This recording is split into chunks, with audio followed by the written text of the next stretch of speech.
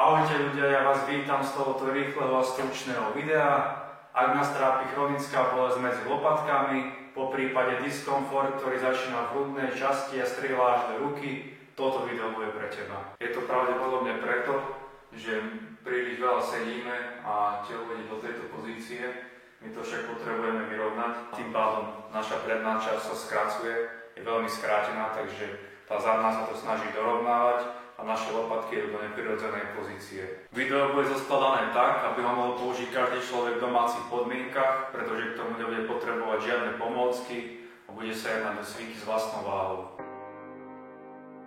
Prvým krokom bude ľahké dynamické rozcvičenie, aby sme naše lopatky zahriali, pripravili a zmobilizovali. Pozícia na štyroch, založíme si ruku za hlavu a pomaličky robíme pohyby smerom nadol a nahor. V hornej fáze môžeme trošku podržať a predýchať, aby sme precítili natiahnutie v našej hrudnej časti. A ak máme tu ďalší dynamický pohyb, pravíme si taký pomyselný priestor. Pre tento pohyb mám taký zábavný názov, pretože ho volám nitka cez očko ihly a snažíme sa natiahnuť našu lopatku do najvzdialenejšieho pomyselného bodu. Pri tomto cviku môžeme skvele precítiť, ako sa nám medzilopatkový priestor naťahuje a uvoľňuje. Tretí dynamický pohyb. Budeme vykonávať takýto pohyb cez rameno smerom vzad. Naše lopatky sa snažíme scvaknúť ku sebe a v pozitívnej fáze, keď sú naše ruky vzad, môžeme trošku otvoriť hrudník a predné ramená. Do tohto rehabilitačného programu som zaradil aj mobilizáciu nášho mediálneho nervu. V stojacej polohe našu hlavu vytočíme do strany a dozadu. Tu môžeme cítiť jemné natiahnutie našej prednej časti. Do toho pridáme ešte našu ruku, dlaň vytočíme smerom nadol. Tu môžeme experimentovať s polohou, nájsť si naše miesto, ktoré nám najviac vyhovuje, polohovať tú ruku aj s hlavou. Tam, kde to najviac cítime, kde nám to najviac berie, môžeme zastať a zároveň ruku s hlavou tlačiť dozadu, aby sme pekne otvorili tú časť, kde sa nachádza ten nerv. Máme tu nejaké posilňovacie cvičenia. Tento cvik skvelo posilňuje naše lopatky a zároveň uvoľňuje našu prednú časť tela. Môžeme ísť trošku do výzvy, 2-3 sekundy to hore podržať, pomaličky naspäť do pôvodnej pozície. Potom tu máme podobnú variantu, ale trošku odlišnú.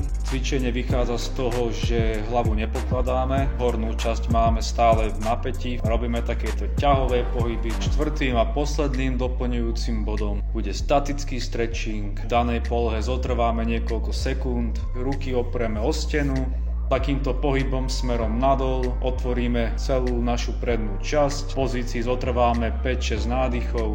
Druhý cvik na stretching bude hrudná časť. Náš lakeť je ohnutý do 90 stupňov, preme ho o stenu a celé telo je spevnené, vytáčame sa len trupom. Po prípade sa môžeme trošku ohnúť v kolenách, aby sme mali lepšiu stabilitu v našom tele. Mali by sme skvelo precítiť natiahnutie v hrudnej časti.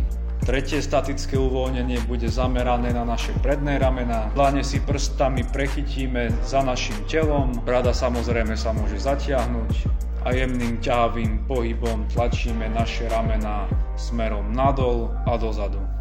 Podržíme 5 až 6 sekúnd, každý podľa svojej adaptability a vlastne posledné statické uvoľnenie je očko ihly, tým, že naše rameno položíme o karimatku, ramenom ležiacim na zemi môžeme predýchať medzilopatkový priestor. Tento cvik nám skvelo pomôže odlepiť naše stuhnuté lopatky od hrudníku. Ten, kto má doma takýto válec, tak ho kľudne môže použiť. Môžeme robiť takéto otváracie pohyby v našej hrudnej časti, ktorá nám skvelo uvoľní našu hrudnú chrbticu. Pre viac takýchto videí sleduj tento profil alebo YouTubeový kanál. Po prípade, ak by ste mali záujem o diagnostiku pohybového aparátu alebo individuálne fyziorehabilitačné tréningy, som k dispozícii. Ahojte.